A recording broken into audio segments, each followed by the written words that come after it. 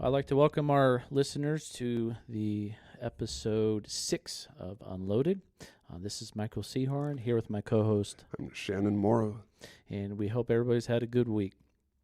This episode is a little bit of a tail end to episode 5, so I highly suggest all of our listeners, if you have not had a chance to listen to episode 5, please go back and do so. Mm-hmm. Yeah. That one's an hour long. That's very uncommon. Might be our only longer episode. We work really hard to keep them under half an hour for you all. We know busy days, we're shooting for around the 28-minute mark. So yeah, you can keep on moving. But that one's was worth kind of doubling the time. Yeah, we will try our hardest. Shannon and I will both try to keep these to a 28-minute time, under the 30-minute mark. However, there will be times where we split things in half, which we've done in the past.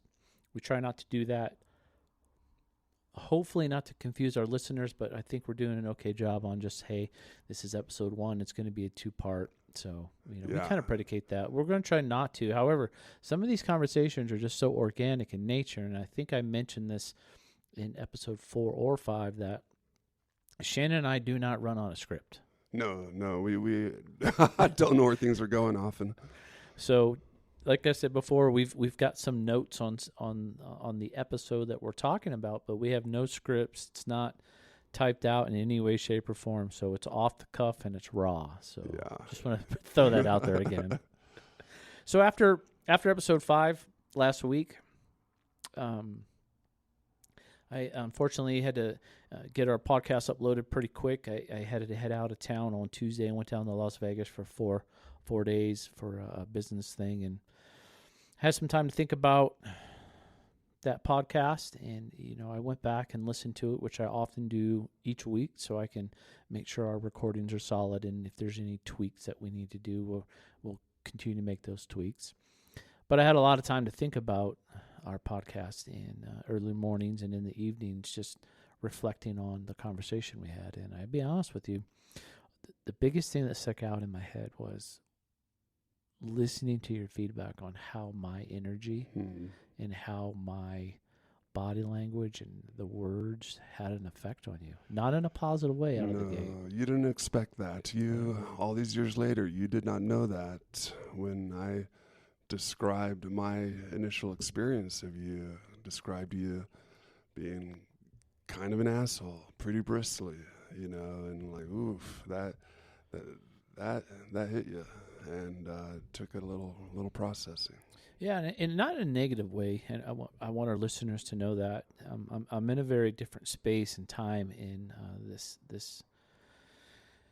2026 year. It's been an 11-year journey on self-help, continuous 11-year journey on self-help. Yeah. And I'm okay sitting with difficult things for an extended period of time. And I sit with things until I feel comfortable with them, if that makes sense too. Mm-hmm. Yeah, and that can take a long time. Sometimes it does. And I think this is a good example, is that, I sat with that for, a good 4 days, just reflecting on the person I used to be, comparatively to the person I am today. And I think it really kind of resets my mind to make sure that I don't ever go back to being that person, to be honest with you. I don't want people to feel that I'm an angry, rage-filled individual, because that's not who I am anymore. No, you are such a different man today than when I met you more than a decade ago. And I don't want us to be defined by our emotional state, though. You described it as angry, rage-filled. You're carrying so much. You were so loaded and pressurized. It was just the tension and.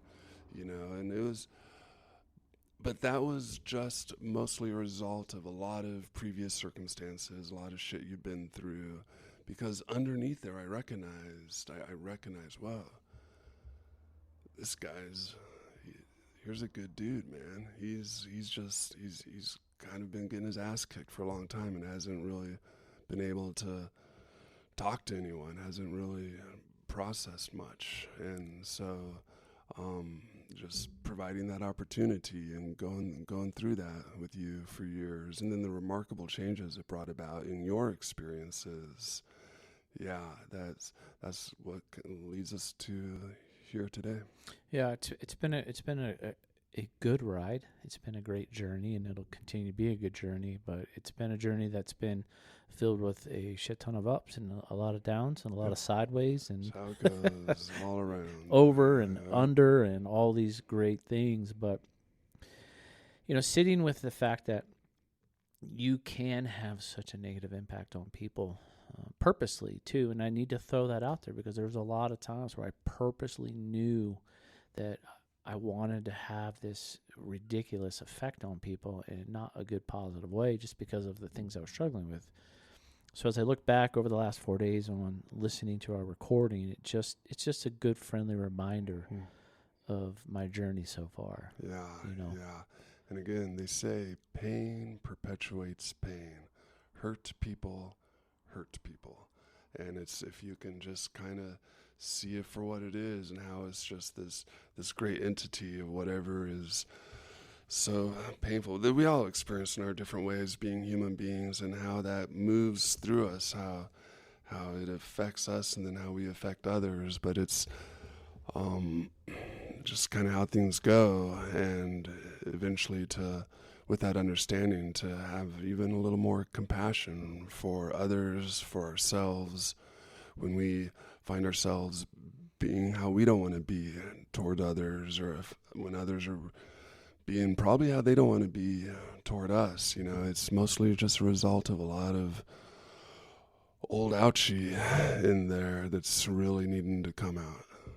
Yeah, which ironically now, as I look back, is, what was I doing? Unloading. Yeah. I was unloading with myself. In a less healthy way, because when it is directed toward others in anger and rage and aggression, that's when we're topped off, pressurized, and have really no other choices. Involuntary at that point, we're just popping off, and so that's a big point of this podcast, is to hey, we recognize kind of where you're at, what you're going through, how you're feeling, and there's better ways to deal with this, to unload, and more healthy ways that aren't so hurtful to others. Yeah. So, as I reflected this week being in Vegas, unloading in my, hotel room by myself is just sitting with that knowledge, if you will, looking back, thinking about how I was, thinking about some of the things that we talked about on episode 5's podcast. That is unloading. It's sitting there by yourself. I do a big journal. I'm a journaler. I write a lot. It helps me get some things out of my head. It helps me get some things out inside of myself.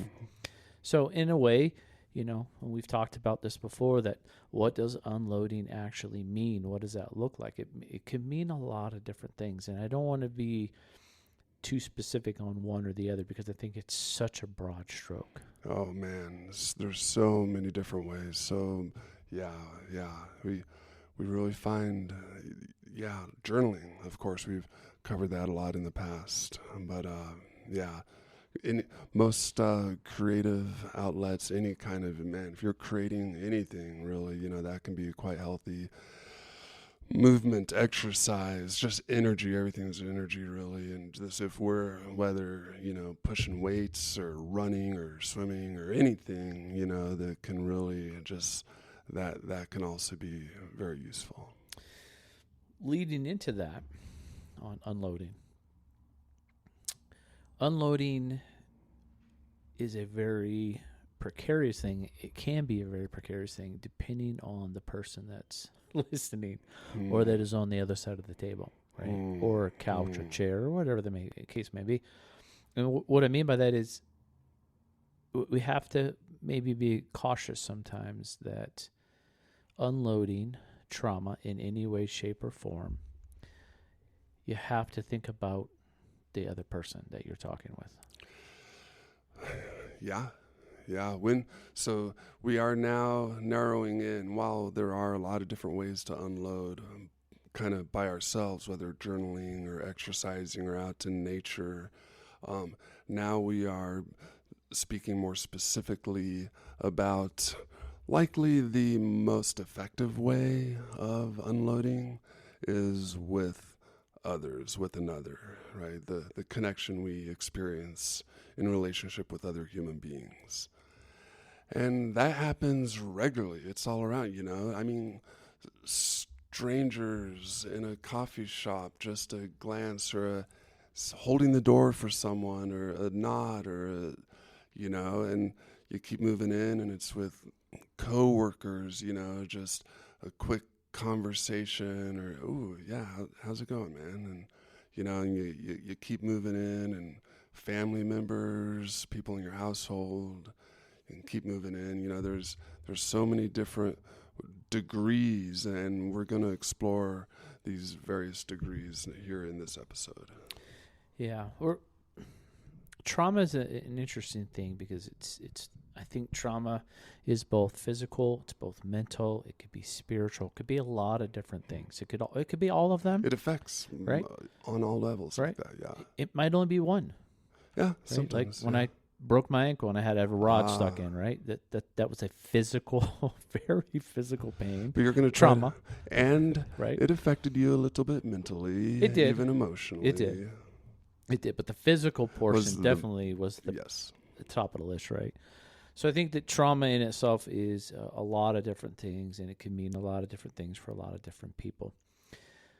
But when we feel that weight, which is what we've been talking about for the last 5 episodes, when you feel that weight and it's filling up, your safe is full inside of yourself, it's leaking out, and you're ready to unload some of that weight, we have to make sure that when we're doing that we're choosing the right person or the right space for that. And it can be fairly organic,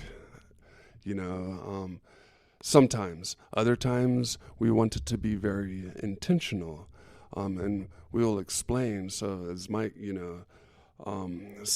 sometimes if we're just having a rough week, we're just kind of getting our ass kicked, and we're just and we're toughing it out. We're moving through the week, but our coworkers who are around us a lot, they can kind of notice, and they, one of them, we generally care about those we spend a lot of time with, who we work together with, and like, yeah, ooh, so and so's seems like they're going through it a little this week. Hey man, how you doing, man? And I'm okay. I just having a hard week. Okay, yeah, and even that, just can be very helpful to just like, someone sees me, someone just noticed, made a little comment, and I was able to release a little, like, thanks for noticing, man, and that can occur, quite often all around, and then continuing in more to the degree of which Michael is talking about,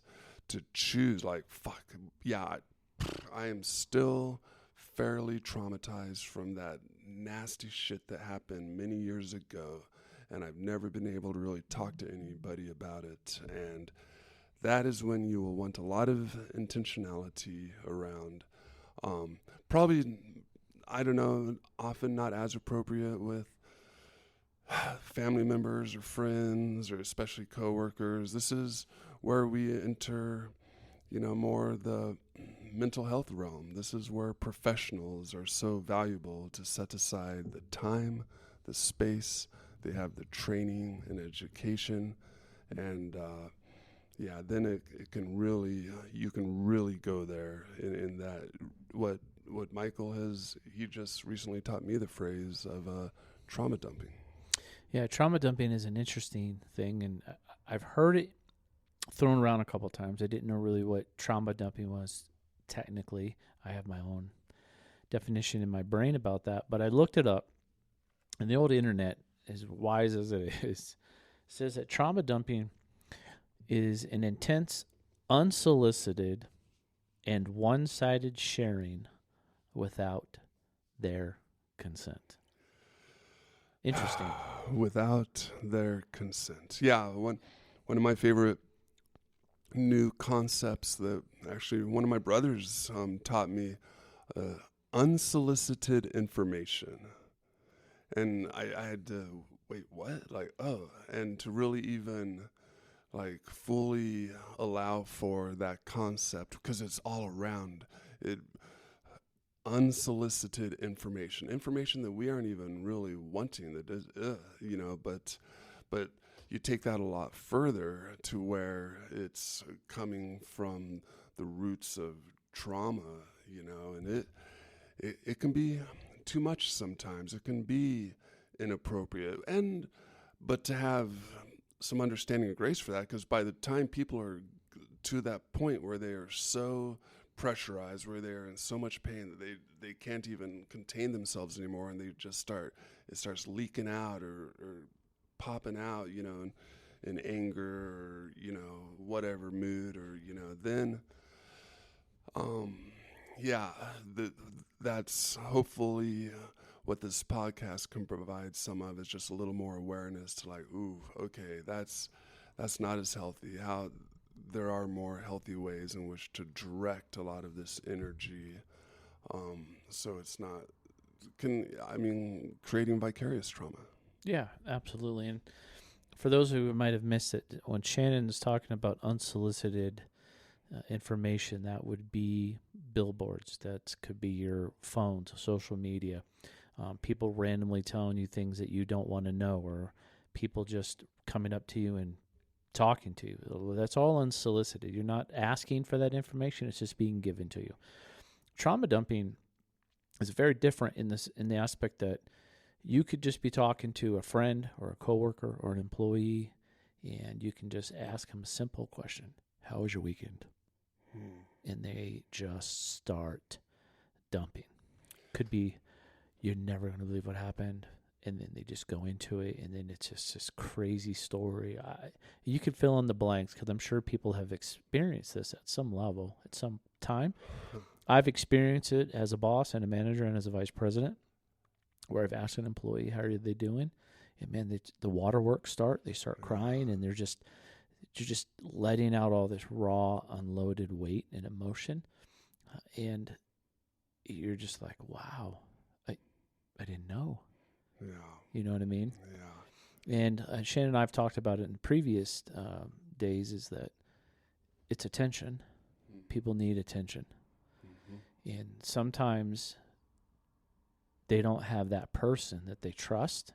They don't have a person where they feel comfortable telling certain things to. They don't feel they have an outlet to unload the weight. And that should never fall on deaf ears. If you find yourself in a position where people are comfortable with you, they're confident in you, they trust you, you trust them, and they're sharing some vulnerable things, honor that.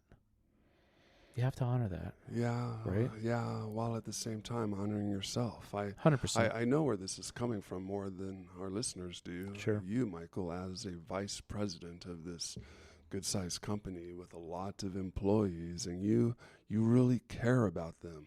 That's one of the main things that makes your company successful. You care about your employees, and them recognizing this, and then when they have a few minutes with you, especially if they get a little privacy with you in your office or something, and they do need to be heard. They are going through some things, and the care and attention that you can provide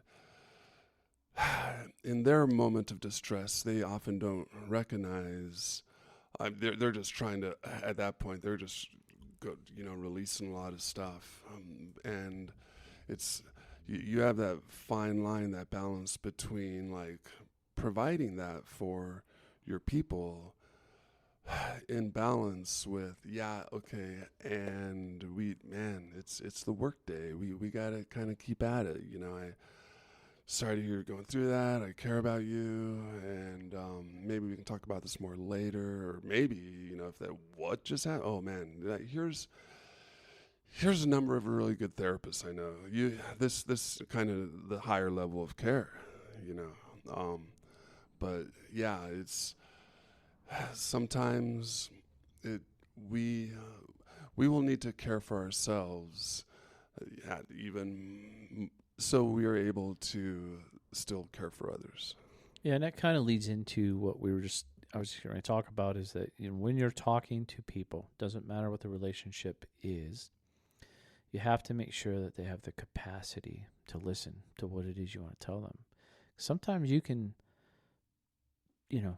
unload on somebody and they might not have the mental capacity themselves to even listen to it. No. Right? Yeah. And that comes with a lot of practice, in my opinion.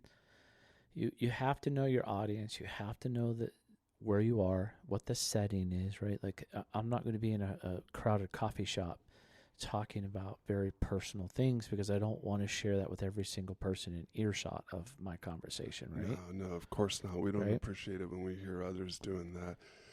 And this is such an interesting conversation because our first few episodes were about our tendency, many of us, to just keep it in, keep it bottled up. Don't show what we're going, just keep toughing it out and, being silent.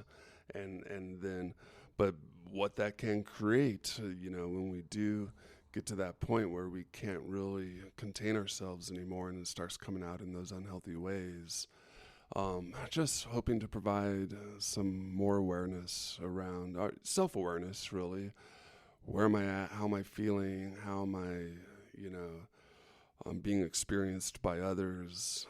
And what little adjustments can I make for myself, most of all, is great. Good, I have this cool boss so I can talk to for 5 minutes. I have this friend who's asking me how I'm doing. We can go to coffee and just have a good little conversation. And then sometimes, I need to have my hour set aside for myself, scheduled at this time, at this place, where I can go sit in front of a professional, pay them money, and let them do the heavy lifting. Yeah. I'll give you a real world example. Then it just happened and it just dawned on me while I was sitting here listening to you is when we were down in Vegas, we went to lunch. 3 of us went to lunch. We were in a very nice resort area. We were in a great sushi, by the way. Haven't had sushi in a couple months. Favorite and things. Man, kudos to the cats at that restaurant. Your tuna's off the hook. Sidebar conversation. But so there were 3 of us sitting in this quite large booth, enjoying our lunch. 3 people came in. Now, this was early in the day, like 11:45, 12. Wasn't very busy. It was 2 women and a gentleman. 1 younger woman, 1 older lady, and a gentleman. And my assumption is, just by listening and seeing, is it was a couple. The man and one was a couple, and then the younger one might have been a daughter. Okay? As soon as their butt hit the seat, the lady went off on this dude. Ooh. Okay, now, mind you, I'm looking towards the door. A shocker. I'm looking towards the door. I'm looking towards the door. So their booth is connected to our booth, and I'm literally looking at this lady in her face with this weird, 3-foot wooden thing on top of like a separator, if you will, and it had slats. It was very fancy, but I could see her plain as day. Yeah. She starts going off on this dude about his gambling. You should do this, and why did you lose $900? What the heck? And I'm like, okay, first of all, this is inappropriate. Wrong place, wrong time. We can hear you just like we're talking, me and you. The 2 people I was with was kind of looking at me, and they were obviously hearing the same conversation. And the guy's like, listen, we can talk about this later. He even recognized that it was a little loud, not the right place. She says, we're going to talk about it right now. Ooh. And they went into it. That's what I'm talking about. Know the space that you're in, that there's an appropriate time for that right now. As a married individual, I would never, ever have that in a public space and time. If the person didn't want to talk about it later, I just wouldn't talk. That's just me. That's just how I operate. I wouldn't respond and I wouldn't feed it. Mm-hmm. It was very uncomfortable. She was loud. I could literally hear everything she was saying. He was obviously embarrassed at some level. And the 2 people I was with was like, are you effing kidding me right now? Like, this is what we're listening to? We're trying to enjoy this amazing sushi right now, right? So that's what I mean by right time, right place. And think about who's around. And that woman was so topped off. She was so angry. Mm-hmm. Her emotions, because I imagine even when she's in steady state, that she would recognize, oh man, I don't want to be ruining everyone else's lunch, making them listen to my irate conversation. But that's why emotions, they begin to shut down the prefrontal cortex. And then all the normal things we normally value start to go out the window when we become too heightened or too pressurized emotionally. Then we start behaving in ways that often even we regret. Yeah, I was embarrassed for him. I was, because he tried to curtail it and it didn't happen. But anyway, that's a real world example that just happened last week. Well, I'm sorry, it happened, last week. Yeah. And you've told me other stories how you have been that individual who has been overcome by emotion and done some fairly embarrassing things in public settings a long time ago, before we really started working together for a extended time. Yeah, maybe one day we'll talk about some of those things. But for this episode, I just want to make sure that our listening audience, Shannon and I are really just trying to tell you guys that, unloading is this entire premise for this podcast. It's about unloading the weight. But you have to remember and remind yourself that Shannon is correct when he says that there are times where it's appropriate to talk to your friend, your boyfriend, husband, wife, whatever the relationship is. But then there are critical moments where you need to reach out and get some professional help. Get the hour booked. If you're scared, book 30 minutes. I don't know if they do 30 minutes, but not as much. Maybe you could ask. I don't know. Book your time, sit down with somebody, and let it go. And it's okay to just unload for 59 minutes and 59 seconds. It's okay to do that. Yeah. Right? If it takes that long, let it rip. Yeah. We've had episodes, or we've had sessions like that. Yeah. Where Shannon's like, "How was your week, Mike?" And I'm like, "Okay, well, here we go. Prepare yourself." Right? And for better part of 55 minutes, it's just me just letting her rip and unloading the weight. And Shannon, to his credit, is just listening. Yeah. And to be able to release that energy, and to be amazing. It's amazing. Just because that's a powerful form of energy. Just speaking to things, hearing ourselves say things, processing things, moving through. It's done with a breath, right? And through our voice, and and putting it out into this physical realm, it becomes real and seen and heard for us by whoever is listening, by ourselves, and it can provide such an immense relief. Yeah. So, for all the listeners out there, that's our hope. That if you need help, reach out and seek some help. Call somebody. Unfortunately, we're out of time this week. Unfortunately, it goes quick. And fortunately. That's right, and fortunately, so we can move on to our next episode next week. But for the listeners out there, we appreciate all of you for listening to Shannon and I. I hope everybody has a great week. Just a quick reminder, if you are in that state of mind, or if you're feeling that weight and it's just too much, please just reach out to somebody just for an hour. Just go talk for an hour. And hopefully it works out for everybody. Yeah. Just even reaching out, it's we'll get into that more. Ways to do that. Absolutely. Well, this is Mike Seahorn signing off this week. And I'm Shannon Mora. And we'll catch you on the next episode.